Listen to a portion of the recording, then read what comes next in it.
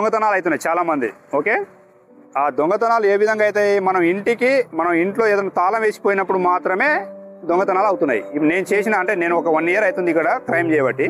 ఆ దాంట్లో ఏమవుతుందంటే హౌస్ తాళం వేసేటప్పుడు కదా, మనము తాళం వేసేటప్పుడు ఏంటంటే మనం ఊరికి ఎక్కడానికి పోయినప్పుడు తాళం వేస్తాము. ఆ తాళం వేసేటప్పుడు ఏం చేయాలంటే కటన్ వేసుకోండి.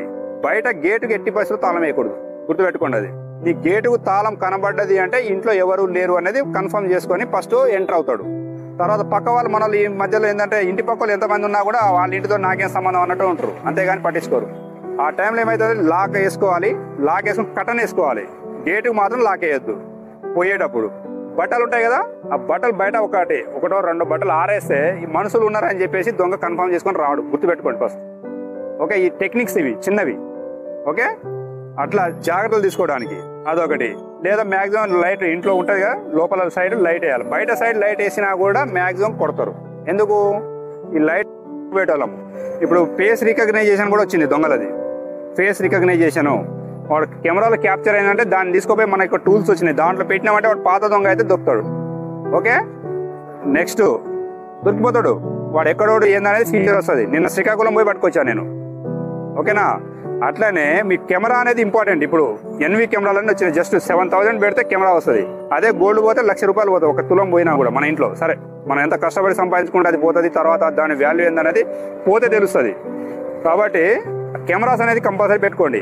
లేదా మీకు స్ట్రైట్లో ఉంటాయి. ఇప్పుడు ఇట్లాంటి కెమెరా ఉన్నా కూడా ఇట్లా కొద్దిగా కవర్ అయ్యేటట్టు బయటకని అది పెట్టుకుంటే ఏంటంటే కెమెరా చూసినా కూడా దొంగ అనేది రాడు. ఓకే, కొత్త వాళ్ళు వస్తారు. ఒకవేళ పాతోడు చేస్తే దొరికిపోతాడు. కొత్తోడు వచ్చినా కూడా ఇమ్మీడియట్ దొరుకుతాడు. ఎందుకంటే వానికి వేసి తెలియవు. మనం పట్టుకునే రూట్లో మనం పట్టుకుంటాం కానీ మ్యాక్సిమం. కాబట్టి దొంగతనాలు అవ్వకుండా ఉండాలి. కొద్ది జాగ్రత్తలు తీసుకుంటే అవి దొంగతనాలు కాకుండా ఉంటాయి.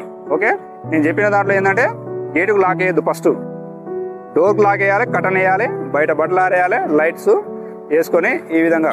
బయట లైట్ వేయకూడదు మ్యాక్సిమం. ఇంట్లో లైట్ వేసుకోవాలి. ఎందుకంటే వాడు చూసినా కూడా లైట్ ఇంట్లో జనాలు ఉన్నారనేది కన్ఫర్మేషన్ ఉంటూ వస్తుంది.